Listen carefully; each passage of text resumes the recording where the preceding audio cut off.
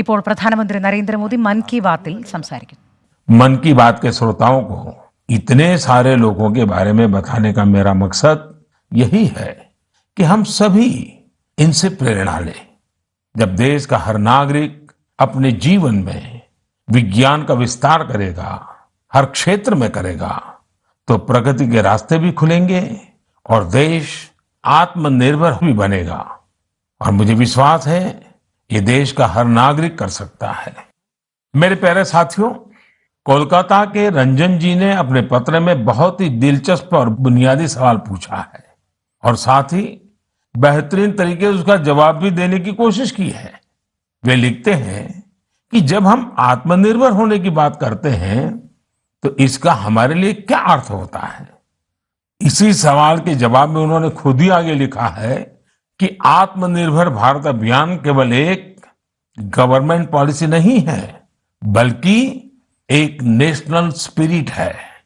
वो मानते हैं कि आत्मनिर्भर होने का अर्थ है कि अपनी किस्मत का फैसला खुद करना, यानी स्वयं अपने भाग्य का नियंता होना.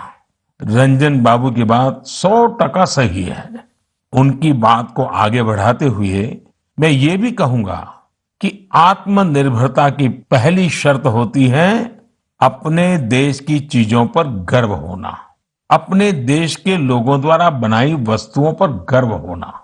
जब प्रत्येक देशवासी गर्व करता है, प्रत्येक देशवासी जुड़ता है, तो आत्मनिर्भर भारत सिर्फ एक आर्थिक अभियान न रहकर एक नेशनल स्पिरिट बन जाता है. जब आसमान में हम अपने देश में बने फाइटर प्लेन तेजस को कलाबाजियां खाते देखते हैं, जब भारत में बने टैंक, भारत में बनी मिसाइलें हमारा गौरव बढ़ाते हैं, जब समृद्ध देशों में हम मेट्रो ट्रेन के मेड इन इंडिया कोचेस देखते हैं, जब दर्जनों देशों तक made in India corona vaccine को पहुंचते ही देखते हैं, तो हमारा माथा और ऊंचा हो जाता है. और ऐसा ही नहीं है कि बड़ी बड़ी चीजें ही भारत को आत्मनिर्भर बनाएगी.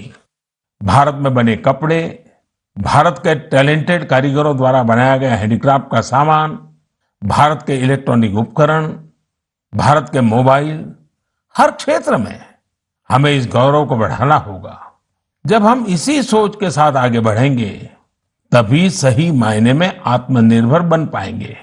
और साथियों, मुझे खुशी है कि आत्मनिर्भर भारत का ये मंत्र देश के गांव-गांव में पहुंच रहा है. बिहार के बेतिया में #1 Election Channel 24